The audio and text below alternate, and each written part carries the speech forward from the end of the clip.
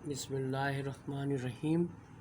तमाम स्टूडेंट को मेरा सलाम। आई एम सर मकसूद।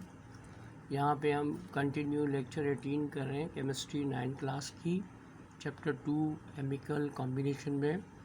आज हम व्हाट इज़ केमिकल इक्वेशन के बारे में हम पढ़ेंगे और ये क्वेश्चन आपके पास 22 है रेफरेंस के अंदर।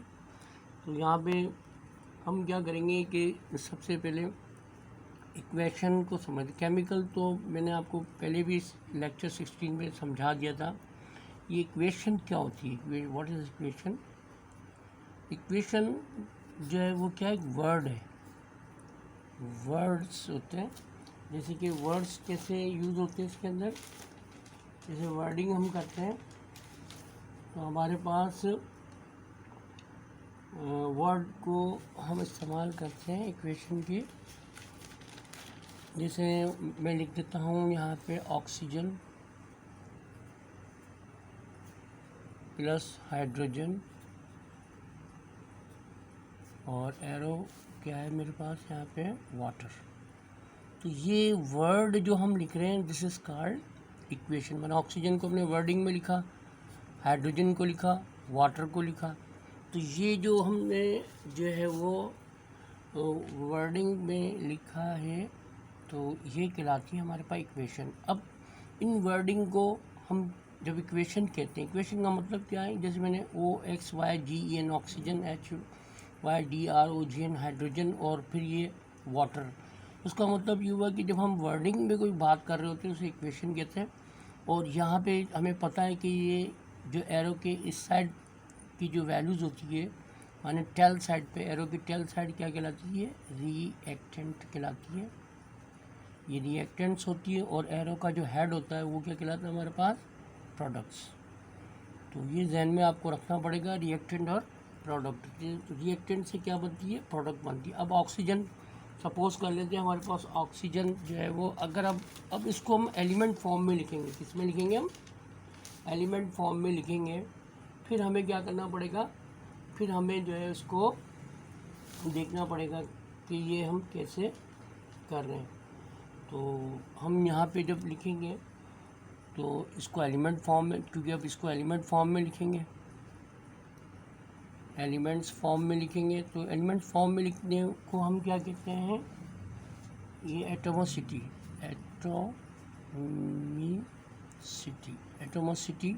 कहते हैं। यानी एलिमेंट को अगर हम, जैसे ऑक्सीजन है वो तो माने ऑक्सीजन की 2 एटम है, हाइड्रोजन है, हाइड्रोजन की 2 एटम है, और ये रिएक्टेंट करके एक प्रोडक्ट बना रहे हैं, क्या बना रहे हैं, H2O।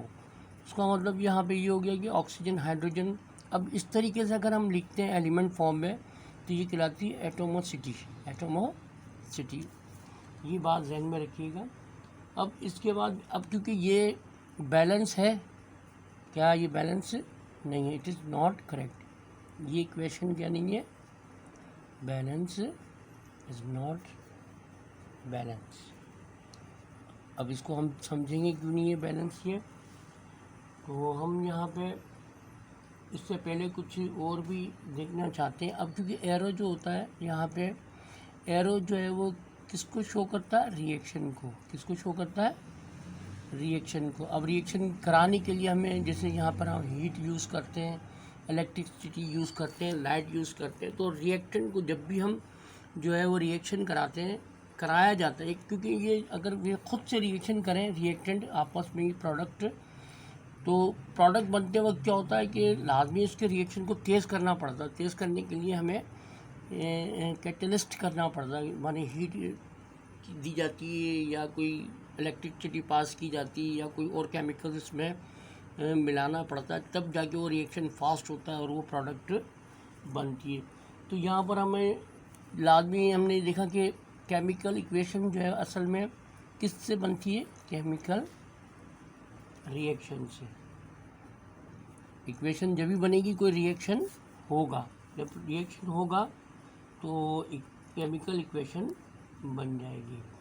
तो हमें यहाँ पर और भी, अब क्या है कि जब केमिकल रिएक्शन होता है तो ये 2 टाइप्स की बात आ जाती है। एक थी फिज़िकल चेंज होती है, और दूसरी क्या होती है, इसमें केमिकल चेंज होती है।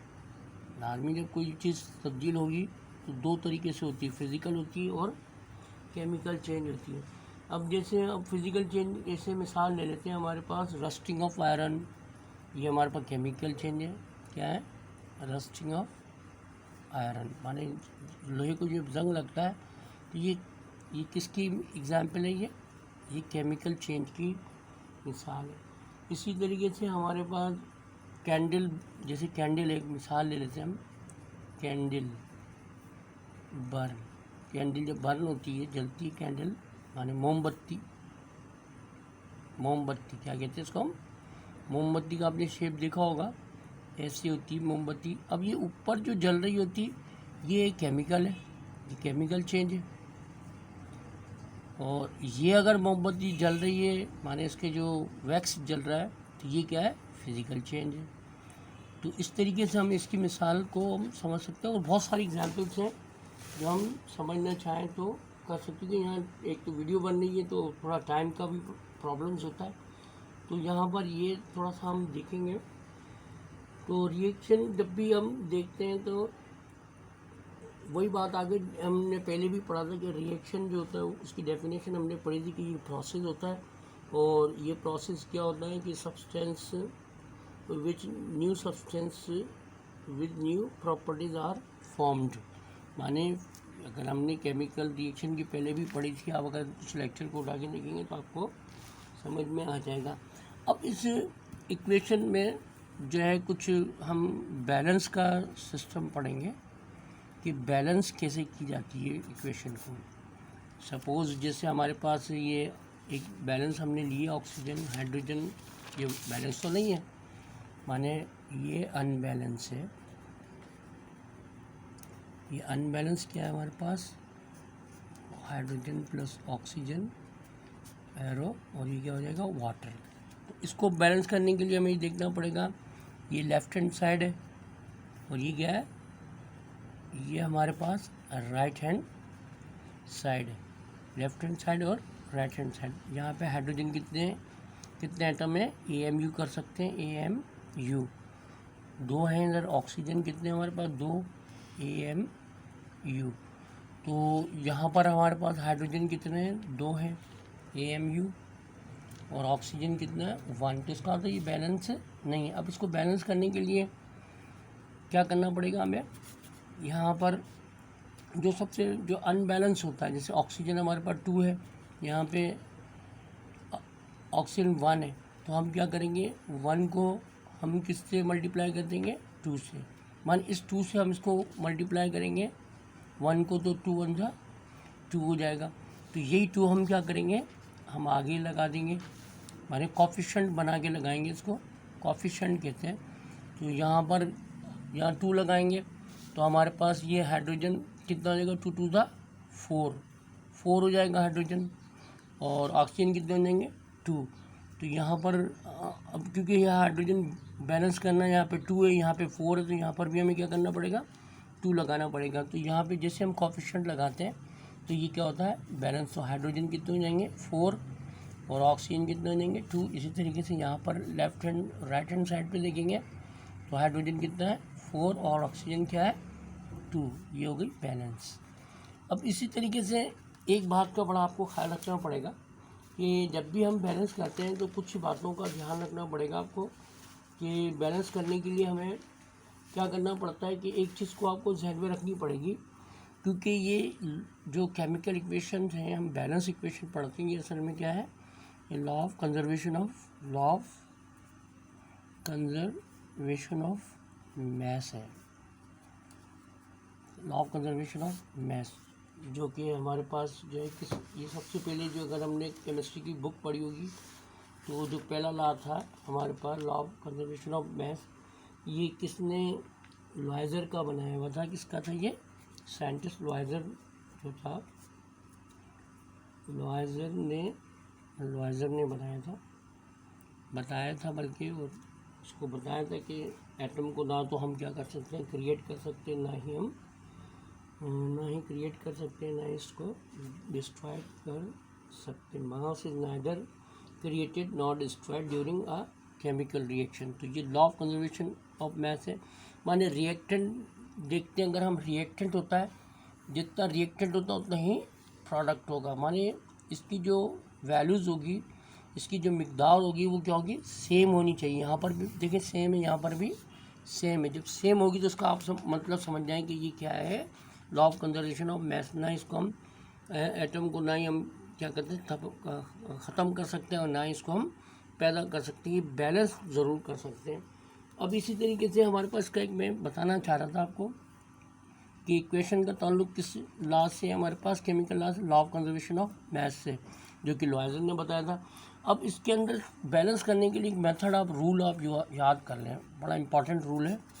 रूल्स क्या है इसमें कि पहले आपको ये ध्यान में रखना पड़ेगा कि आपको जितने भी आपके पास मेटल हैं, क्या है, मेटल्स हैं, जैसे कि सपोज कर लेते हैं मेटल्स हमारे पास जिंक है या कॉपर है, या हमारे पास क्या है, सोडियम है, और भी बहुत सारे हमारे पास मेटल की अगर लिस्ट देखेंगे तो हमारे पास कितने हैं, 92 एलिमेंट्स जो है ना वो क्या है, मेटल से भरे हुए हैं, माने पीरियोडिक टेबल सारी मेटल से भरी हुई है।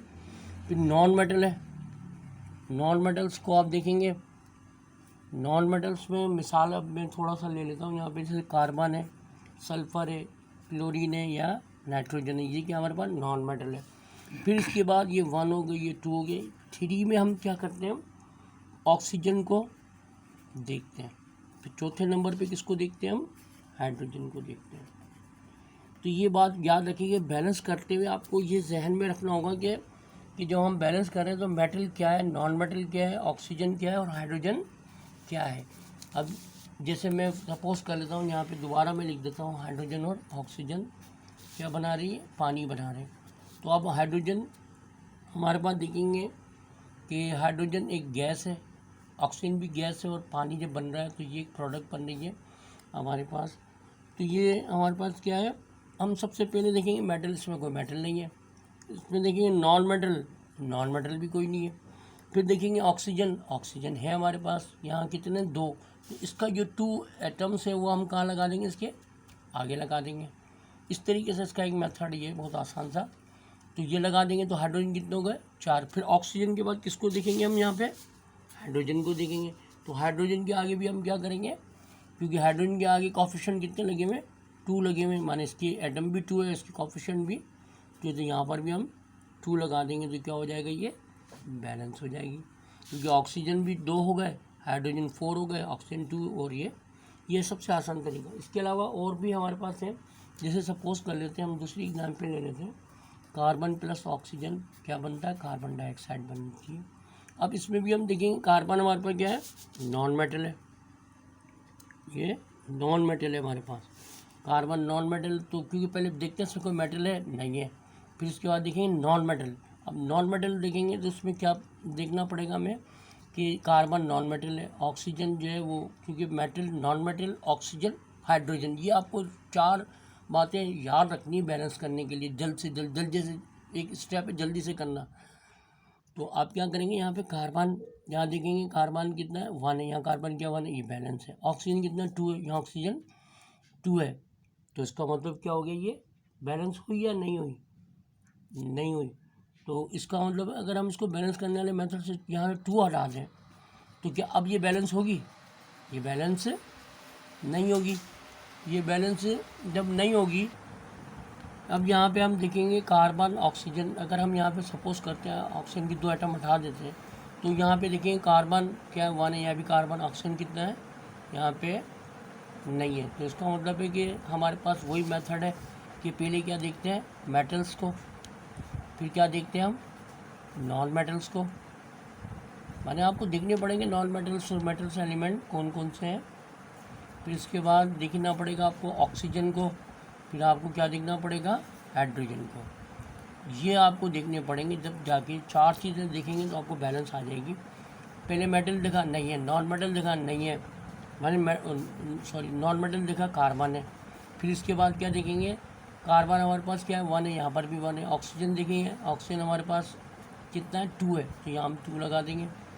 जब यहाँ हम 2 लगाएंगे तो क्या होगा, ऑक्सीजन की 2 हो गए, अब कार्बन कितने हो गए, 2, तो यहाँ 2 लगा देंगे तो क्या हो जाएगा, ये बैलेंस हो जाएगा। ऐसी ही बहुत सारी बातें, जैसे कि एक बड़ी हम ले लेते हैं, अगर हम इक्वेशन को समझना चाहते हैं तो बड़ा सिंपल सा एक मेथड है। अब फर्स्ट कर लेते हैं NaCl, माने Na सोडियम ले लेते हैं, क्लोरीन, और इसको जब हम बनाएंगे, नमक बनाएंगे, टेबल सॉल्ट, तो सोडियम को देखेंगे, सोडियम क्या है हमारे पास, मेटल है। ये आपको जहन में रखना पड़ेगा। मैं आपको लिस्ट दूंगा कि नॉन मेटल, मेटल्स क्या होते हैं, कि एलिमेंट्स कौन कौन से, ताकि आप बेहतर तरीके से आप बैलेंस करना सीख जाएंगे। जब आपको पता चल जाएगा कि ये सोडियम जैसे सोडियम मेटल है, तो हमने सबसे क्या देखना, पहले मेटल है। यहाँ देखा हमने सोडियम, यहाँ पर भी देखा, ये रिएक्टेंट साइड है, ये प्रोडक्ट माने लेफ्ट हैंड साइड और राइट हैंड। तो सोडियम को देखा, सोडियम यहाँ पर भी एक है। यहाँ हमने क्लोरीन देखा, क्योंकि क्लोरीन नॉन मेटल है, ये मेटल है और क्लोरीन क्या है, नॉन मेटल। तो यहाँ देखा, तो इसका मतलब है कि यहाँ 2 है, तो यहाँ इसके आगे क्या लगा देंगे हम, 2 लगा देंगे। तो अब ये पता चला कि क्लोरीन तो हो गया 2। अब सोडियम कितना है हमारे पास, सोडियम देखेंगे तो यहाँ पर 2 है, तो इसके आगे भी 2 लगा देंगे, तो क्या हो जाएगा, ये बैलेंस हो जाएगा। इसी तरीके से हमारे पास एक और एग्जाम्पल तो भरी पड़ी है, मगर आपको ये मेथड समझ में आ गया ना, इसके लिए आपको ये सिर्फ ध्यान में रखना पड़ेगा, मेटल, नॉन मेटल, ऑक्सीजन और हाइड्रोजन। तो फिर आप देखें, मैं एक लिख देता हूँ यहाँ पे, आयरन प्लस वाटर और आयरन साइड हाइड्रोजन, इसको हम बैलेंस कैसे करेंगे। पहले देखिए, आयरन क्या हमारे पास, आयरन हमारे पास एक है, यहाँ पर भी आयरन है, यहाँ पर भी आयरन है। मैं दोबारा लिख देता हूँ उसको, ताकि आप अच्छी तरीके से उसको देख सकें। अब यहाँ पे देखेंगे हमारे पास आयरन क्या है, मेटल है, मेटल है, यहाँ पर भी एक है, यहाँ पर भी 1 है, ठीक है ना, बैलेंस करने के लिए। फिर इसके बाद हम देखेंगे इसमें नॉन मेटल तो कोई भी नहीं है। अब क्योंकि यहाँ 3 था, तो हम यहाँ 3 लगा देंगे। अब यहाँ देखेंगे, इसके बाद नॉन मेटल नहीं है, ऑक्सीजन, हाँ ऑक्सीजन है यहाँ पर, ऑक्सीजन यहाँ पर है, क्या है यहाँ पे, ऑक्सीजन आपको मिलेगा। फिर इसके बाद क्या करना पड़ेगा, यहाँ पे, यहाँ ऑक्सीजन देखेंगे कितना है, 4, तो यहाँ पर हम क्या लगा देंगे, 4।